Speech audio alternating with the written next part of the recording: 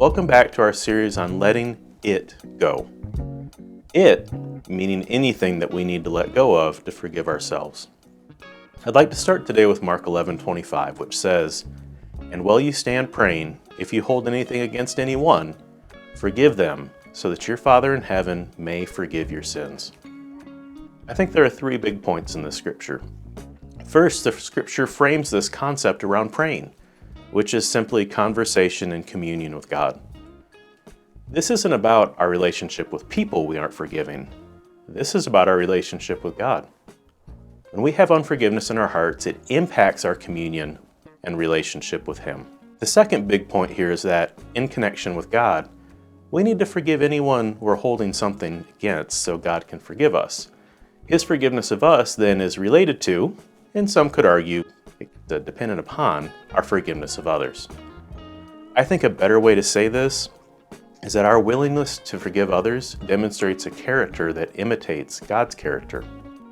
But when we forgive others, we're acting like Him, or we're being Christ-like, which is the high calling that as Christians we're called to. We are called to be conformed into His likeness. And the third point I see here is that who the scripture applies to is very broad. It doesn't say forgive people who have wronged you. It says forgive people who you're holding something against. Who's to say that they really did anything wrong? Who's to say that they're even aware you're holding something against them? And who's to say that the person you're holding something against isn't yourself? I mean, anyone can be an anyone, as written in the scripture. So is it possible that we can have unforgiveness against ourselves and that this scripture covers that? I think so. Because if we don't forgive ourselves for something, are we really able to receive God's forgiveness for the very same thing? Now, does He forgive us if we confess our sins and make Him Lord of our lives? Well, of course He does. Romans 10:9 says so. But if we don't forgive ourselves, do we really enjoy the freedom and experience the love that being forgiven by Him brings?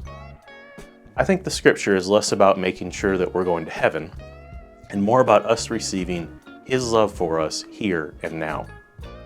After all, if we don't experience His forgiveness, it's pretty hard to experience His love. And if we don't experience His love, then we won't be impacted by it, be set free by it, and changed by it. Isn't that what Romans 2:4 says? In the Amplified, "Are you actually unaware or ignorant of the fact that God's kindness, His love, leads you to repentance? That is to change your inner self, your old way of thinking, and seek His purpose for your life." I don't know about you, but I want to experience His love in a greater measure that leads me to change my inner self and my old way of thinking. I want to live in the full measure of His grace and the life He offers me. It would seem then that in order for me to do that, I have to be willing to first deal with any unforgiveness I have, whether towards someone else or toward myself. Join us next week as we continue to discuss unforgiveness and letting it go.